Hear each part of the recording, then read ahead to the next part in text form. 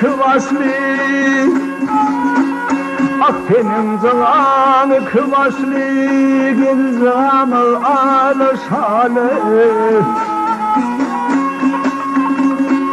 Men bir garip gözüm yaşlı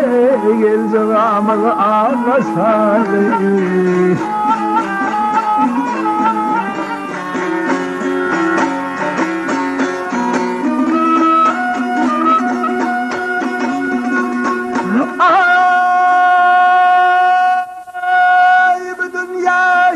Kıvaşlıyan ilzigami alışmanam Gözden akan kanı yaşlı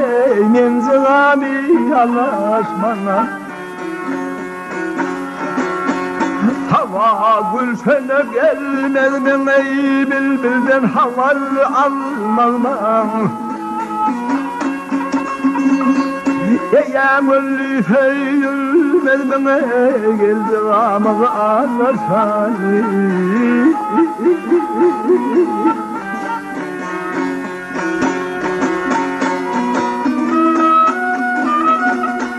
Ay sabah gülsene gelir mene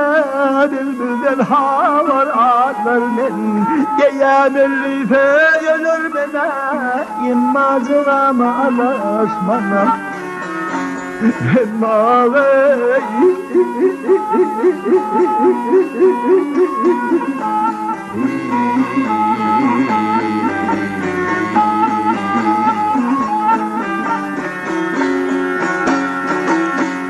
O kimindir atanandır Ey ay kimindir tutanandır Olmalı atanandır Gelzağımı alaşalı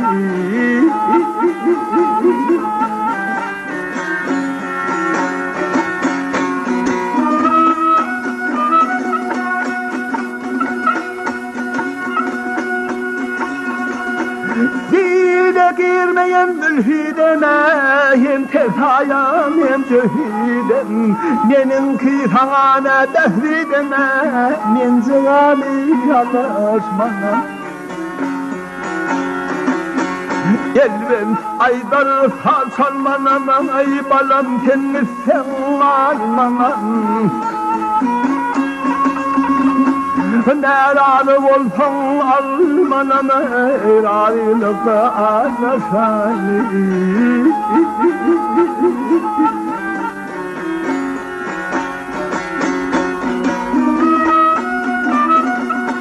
Ay nece baydır hupenim var İlle hazırda belletim var Men bir oğlan hevesim var Men zigami alaşmanam Men ağabey